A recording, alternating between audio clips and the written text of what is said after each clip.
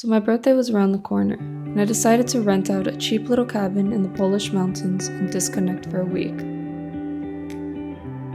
The older I get, the more I realize that life is never constant. Like the earth, we all go through our phases of high productivity and energy, and phases of rest and reflection. Whenever I feel low and that life is getting too rough, I always hear nature calling me. The main goals of my trip was to cultivate as much mental stillness as possible. Also, I was facing the same old roadblock with my game, not having a clear vision. The problem about working on a project day in and day out is that you obsess too much about the little details, and you forget to zoom out every now and then and remind yourself about the bigger picture. City people are very good at being busy and multitasking. It's very important when you have kids, a dog, a job, a family, friends, chores, errands. There's so much to do in so little time.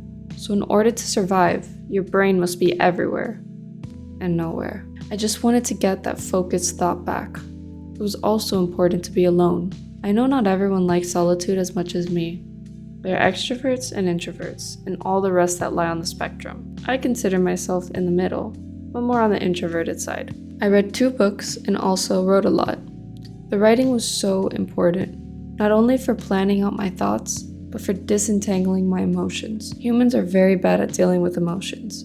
We use so many different things to run away from them so that we don't need to deal with the issues that are causing us to feel down. Writing forces you to face your emotions head on.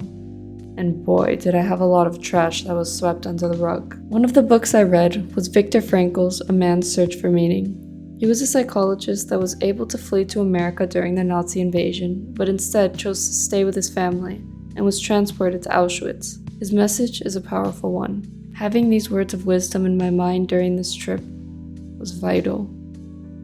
The first half of my trip, I didn't think about my game at all. I was trying to calm myself down, hiking 2 to 3 times a day with my dog and just enjoying the silence. After the adjustment period, my focus was a lot better and I could easily sit down and write for 45 minutes without any distractions. Fresh air and regular activity is just as important as solitude and silence. I wasn't perfect on the trip. I still used my phone more than I would have wanted, but I definitely made progress.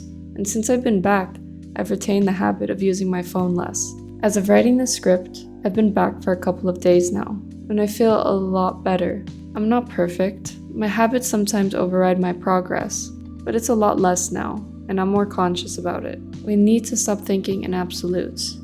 Healing is a life journey, but if I can boil down what was gained from this trip, I'd say I gained presence and patience and an inner calm and peace. I also became more in harmony with nature. It's tough to keep this inner calm living in the city, but it's what we need to strive day in and day out to keep.